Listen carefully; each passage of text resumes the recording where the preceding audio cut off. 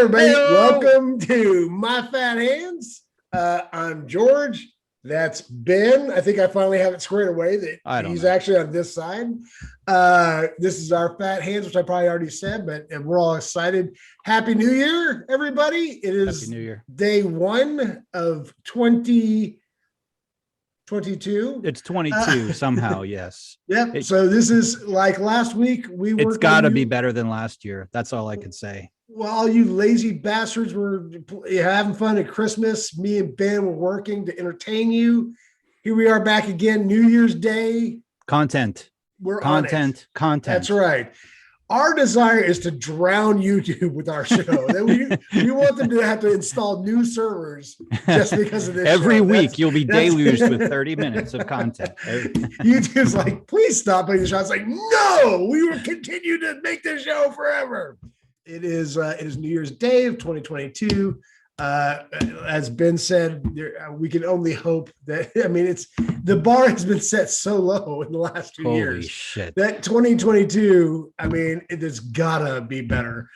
I mean, and hey, RIP to Betty White. So prior to the show, me and Ben were talking about my tooth that's missing. In case you guys haven't noticed, in 10 episodes that I'm missing a tooth. It was a baby tooth. The adult tooth is actually behind these teeth. It's out. I just need to get it moved over. I eventually will have to get braces. I haven't got as an adult, you're gonna get braces? I don't have a choice because I gotta have that tooth moved over. Otherwise, it's gonna knock everything over here. Where is the tooth now?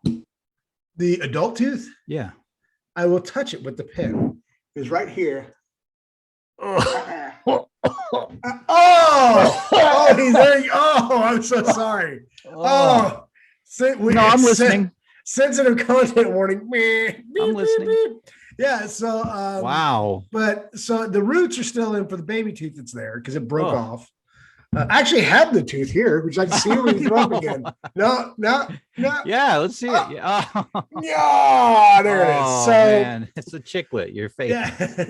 So that's this tooth right here, and as fate would have it, it has now abscessed. So I now have an abscessed tooth where there's no fucking tooth because 2022. That's why. I guess. So why didn't you get it fixed? Why?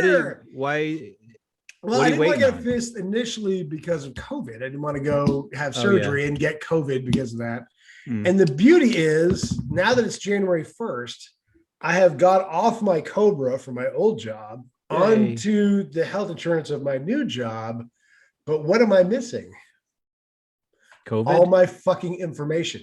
Oh, so I have no insurance cards for dental. I have no insurance cards for visual. It's January 1st. I have no insurance cards for anything.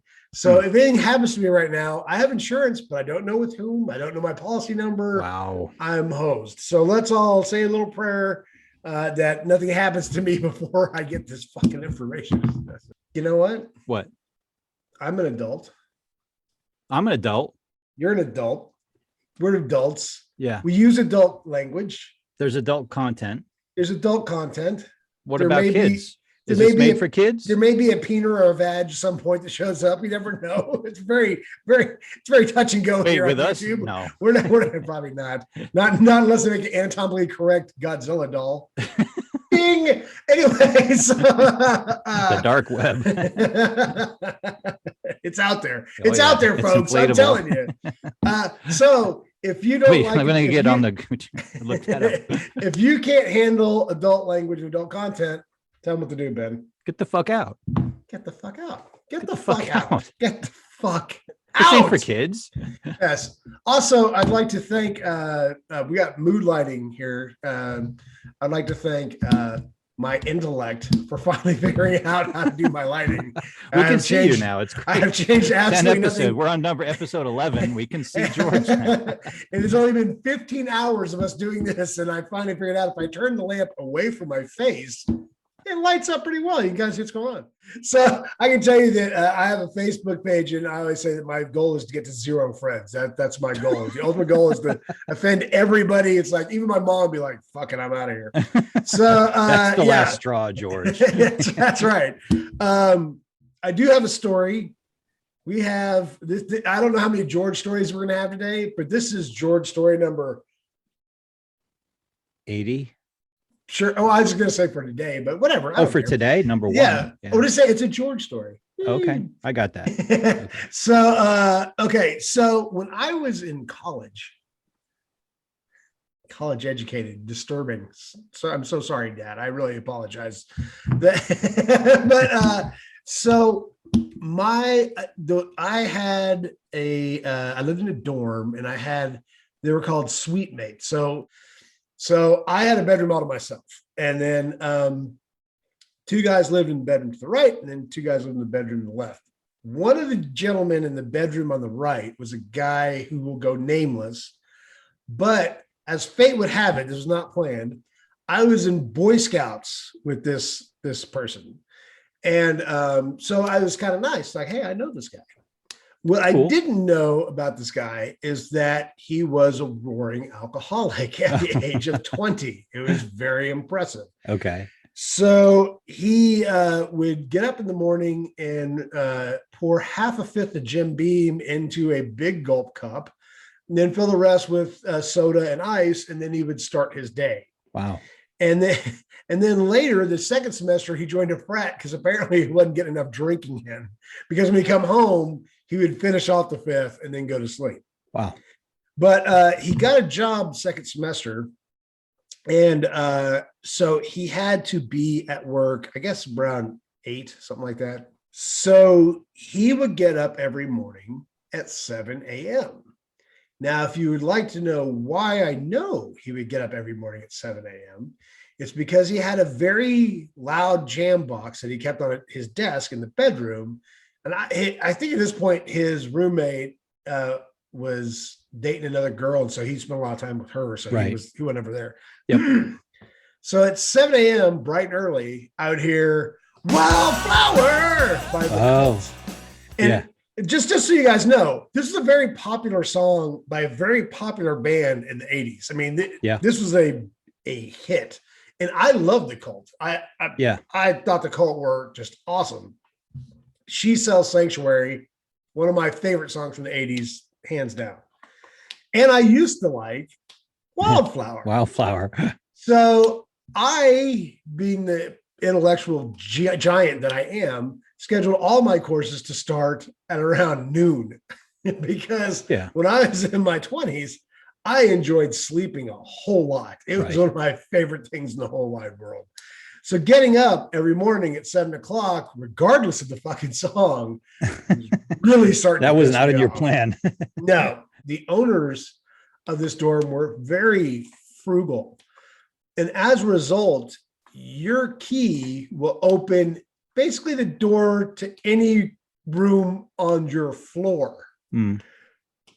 So after a week of Wildflower, I had enough. So I was visibly shaken out of my bed at 7 a.m. on a Monday. And I waited for my suite mate to go to work or wherever he was going. Right. And I unlocked the door with my key into his room. And I grabbed his copy of The Cult. I can't remember the name of the album. I'm sure it'll probably appear. Electric. It'll probably be right there. Yeah. And I took it and I threw it on top of my copy of Cult Electric that I had in the drawer because I liked this. I liked the song. I liked the band. That was a great album.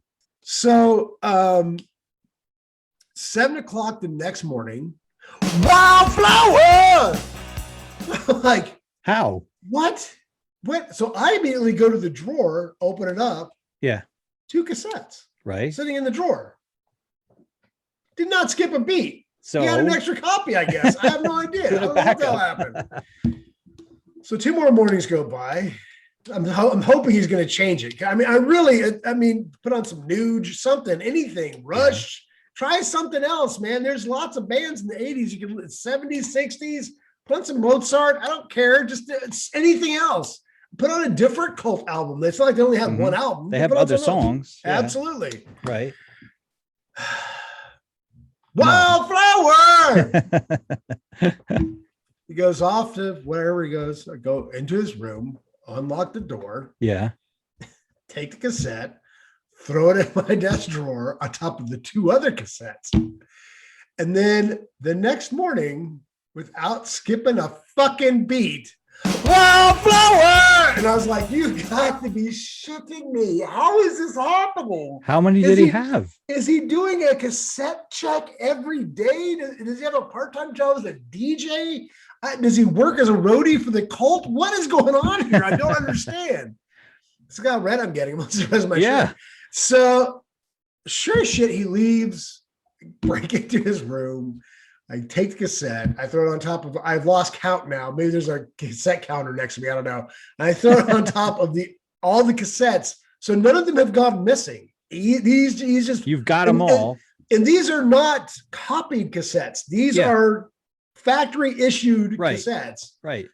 I throw it on top of all the other ones and it never happened again. I guess he figured like $50 into this, that maybe he never said a word to me. He never questioned anybody like, hey, where'd all my tapes go? Never said anything to anybody. It just, and it stopped. And that was it. And I don't know what happened. But yeah, so that is my Wildflower story. Now I will tell you right now that if I am in any situation, I hear the song Wildflower, I break into like a Tasmanian devil rage and just start beating everything near me. It doesn't even have to be an animate object. I would destroy everything in this room if I heard that song. I'm kind of hearing it in my head right now. That's fine. Just don't play it out loud because I will lose. And thank you, YouTube, for copyright protection. So I know it won't appear in this. You can link figure out a way. No, we'll figure out a way. I'm pretty sure. So this is so that's the end of my Wildflower story. I hope everybody enjoyed it. Go out there and buy the album. That is a great album. Band. Yeah. It is a fantastic album. Rick Rubin, producer, right? Oh wow, yeah. Hey, I didn't even know that, but yeah, I'm pretty sure Rick Rubin was a producer. I think we'll have to check that. The king of the hooks. So I'd like to bring up a topic. This is I'm gonna sneak one over here on Ben. He's not expecting this at all. Ben and I had a conversation. I think we've talked about the fact that one of Ben's favorite bands, if not his favorite band, is Led Zeppelin. He's a huge Zeppelin fan. Yeah, they're my favorite band. I play the drums, although poorly, but I do play the drums. Love John Bonham. Love Led Zeppelin. Epic drummer. Gotta be. I mean, he's number one for me, but John Bonham is I have categories. I have drummers and then I have percussionists. So if you can make them appear, John Bonham would be the world's greatest rock drummer. Right there. Yeah. Over here would be a percussionist, and that role would be filled by Dana Carey. No, not Danny Carey. No. Dana Carey. I don't know who Dana Carey is. No, Neil Peart, the professor. Oh, the guy from Rush. Right. So Neil Peart would be like world famous percussionist or world's greatest rock percussionist, and John Bonham would be world's greatest rock drummer. Now, I'm sure the internet's going to explode and tell us that. Yeah, our 20 subs are going to comment on that. Yeah, there's going to be they're all going to be inner fighting. It's going to be 10 on 10. There's going to be a lot. There's going to be camps. There's going to be the Bonham camp and the Dana Carey camp. No, Danny Carey is a whole other thing. Danny Carey, for those of you who don't know, is the drummer for the band Tool. And his face will appear right here. And he's like in a class all by himself.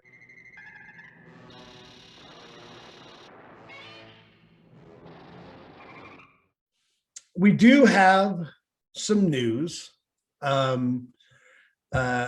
We tried to reach out to the handler of Leon the Lobster. Yep. I don't know. Is his name Brandy? I believe his name is Brady. Oh, not Brandy. Maybe that's why I didn't answer. Yeah, you should have called him Brandy. That Brandy. Yeah, you shouldn't have opened the email with "Hey fucko," and then I said, "Hey Brandy." Hey Brandy. Yeah. Dirty. Yeah. So we reached out to Brady, whose last name I don't remember because I barely remember my last name. And we've got no response. So it was very sad, but we took matters into our own hands. And we now are going to interview Leon the Lobster. Without further ado, ladies and gentlemen, Leon the Lobster. Wow. Leon. Oh, welcome, Leon. Welcome. Leon, we are not worthy of your presence. Thank you so much. I'm a little starstruck. I'm getting the vapors. Leon's actually our first guest, technically, on the show. So, Leon, thanks for joining us. Yes, thank you very much, Leon.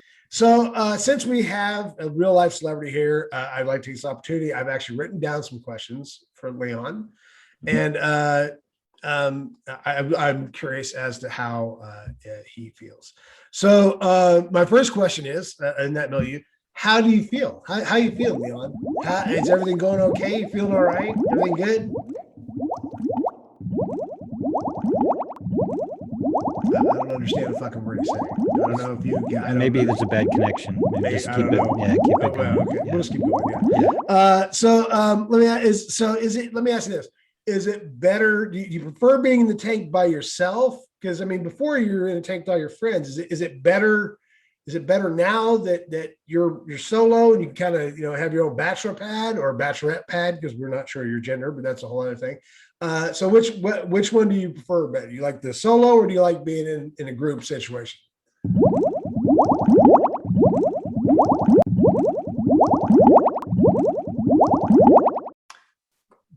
Ben, not getting that. I'm not getting it. Still, yeah. Do you speak lobster? No. Because I don't know what the fuck this crustacean is. Sorry, Leon. Sorry, no. I don't know what the hell this guy's saying. Yeah.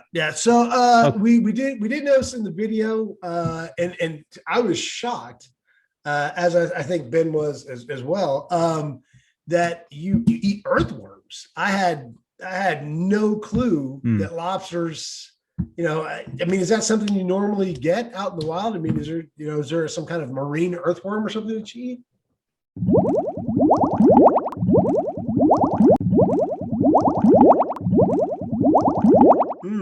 No, not sure what to make of that either.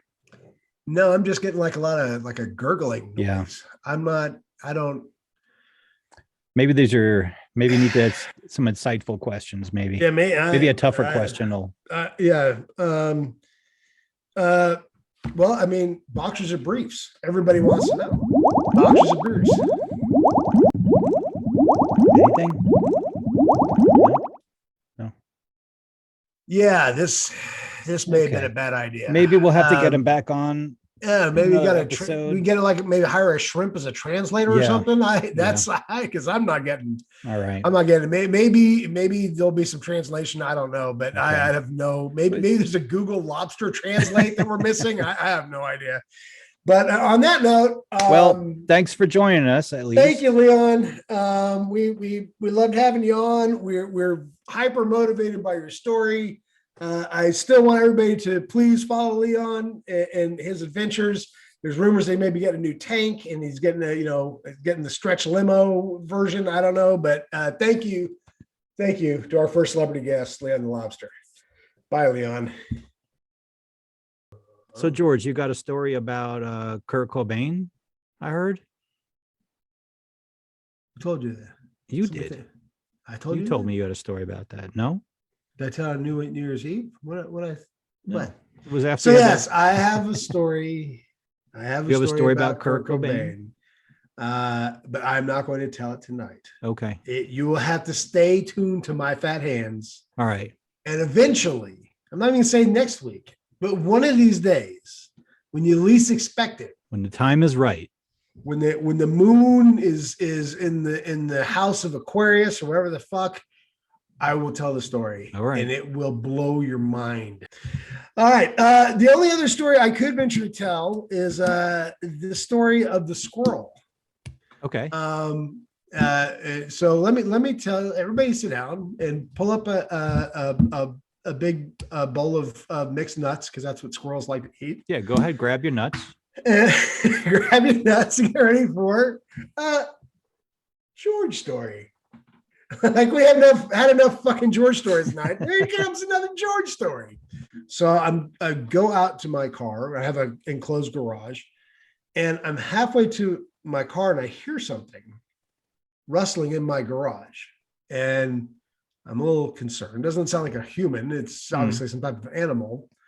and I take a step closer and a squirrel appears. Okay. About 5 feet in front of me. Okay. And so I stop in my tracks, not wanting to scare it. And it's a very small squirrel. It's not a newborn squirrel. It is a juvenile squirrel. Okay. And so I stop, it stops. I take a step back. It takes a step forward. Oh. I scream like a girl and go right back inside my apartment. And I'm like, what the hell is going on here?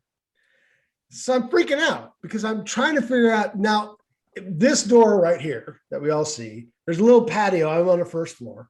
So if you want to stalk me, just fist through the door and steal the bike. Great. I've just set myself up. Anyway, there are tons of squirrels in this apartment complex. There are lots and lots of squirrels. And I have mixed nuts that I eat on my own. And then a lot of times I'll put nuts out for the squirrels and the squirrels enjoy it. And so do the ravens. And I love nature and we all get along. I have no idea where this squirrel came from. And I'm freaking out. Okay. The next thing I do is I go back in. I don't even know if I armed myself with something like a mop or anything. And the squirrel is no longer there. Okay. I hear some rustling. I don't know where it is. And so I open the garage door and I take my car out and I leave the garage door open thinking, hey, it's a single car garage. There's a huge opening with sunlight pouring in. This animal will be like, yay, I'm free. And we'll go scurrying back off into the wilderness or the parking lot, whichever comes first. So to my chagrin, I go back out and there appears to be rustling in the last area where I heard the rustling. And the garage door's wide open and I'm like, oh God, what do I do? So fortunately for me, my mother's physician, her general practitioner, is also a licensed in the state of Texas, which means she does not shoot and eat squirrels. She is a licensed squirrel recovery person, so she actually a trapper or something. Not a trapper. I don't think she'd ever trap anything. But she's a rescue. So if you find an injured squirrel, she'll take her and she'll raise it. Yeah. So I call my mom. I'm like, look, I got a baby squirrel here and I don't know what the hell to do. And there'll be a picture of the baby squirrel right there. Yes, I do have pictures of the baby squirrel. And so she calls up the doctor. The doctor relays the message to me that what I need to do is I need to find a box.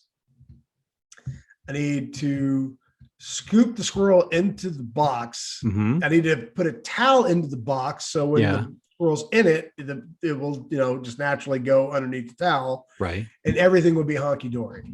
I am I have, seen squirrels my entire life. And there's anything I've never seen a squirrel do, it's be mellow. It just so happens that I have boxes, get a towel, throw it in there, and start peeling away. In my apartment by my car, I have a bunch of stuff that's kind of in a corner because, like I said, I don't have a ton of space, but I have like some fishing rods and my mops and my buckets and my brooms are kind of in that corner.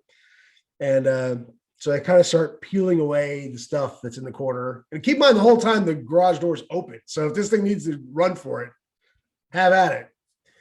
So I finally peel everything away, and there in the corner, in the cutest, scaredest little ball you've ever seen, is this little baby squirrel. Oh. So I get the box, I tilt it outside, I had the lid, and I just kind of nudge the squirrel. And the squirrel, like it was planned, walks into the box, gets underneath the towel. Oh, cute. I put the lid on the box. Okay.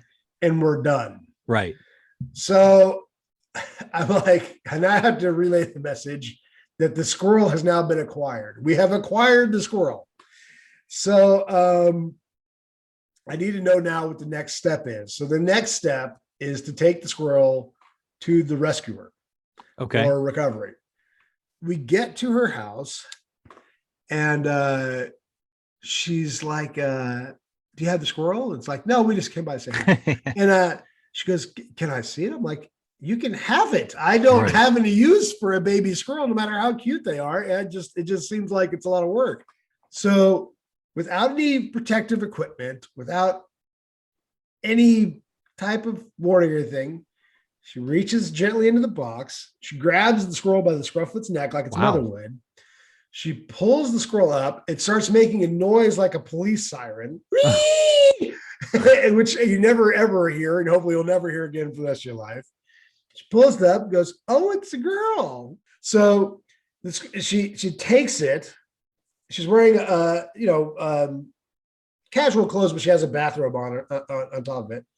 She takes the squirrel. She releases it by the scruff of its neck. She's now holding it coddled in her hand. Yeah. She kisses the squirrel on the nose. Wow. A wild squirrel. Okay. Just look, you're so cute. Okay. And then tucks it into her bathrobe. Wow. And I'm like, what the hell did I just see? Oh my God. And first of all, it was adorable. I don't want it to in any way stress how this was. It was the cutest thing. Mm-hmm. It was like a total Disney plotted thing. I mean, you think it was scripted. I mean, none of it made any sense in my brain, but it was adorable. And this squirrel was really cute, really, really cute. And so she tucks it in and she says, okay, well, she has a cage inside of her house. It's, like 8 by 16 or so. It's gigantic. And so what she does is just take the juvenile squirrels and she puts them in that cage.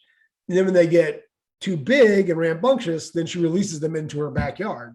And I got weekly updates. She was bigger. She was eating, and then she got rowdy and she was having a great time. And then she let her go in the backyard and she's been happy as a clam ever since. So happy ending to the squirrel, whose name I don't remember, but she was adorable and she's happy. And by the way, I also found out that squirrels can live up to 20 years. So be nice to squirrels because they remember where you live and they will fuck you up. That's a happy ending. That's a nice story. That concludes George's squirrel story. Thank you. Thank you. Thank you very much. Thank you. Thank you to all my adoring fans. Thank you. That's fan singular, not plural, mind you. Anyway, all right, folks, that's going to do it. Thank you very much. We love you all. Happy New Year. Thanks for watching. Bye, everybody. Thank you for watching. Please subscribe and like and tell your friends. And I'll stop doing this with my fingers. Bye.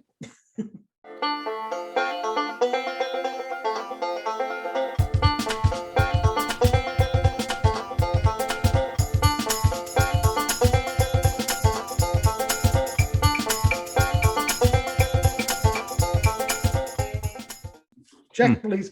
Check, please. I'm out of here, Beb. Check.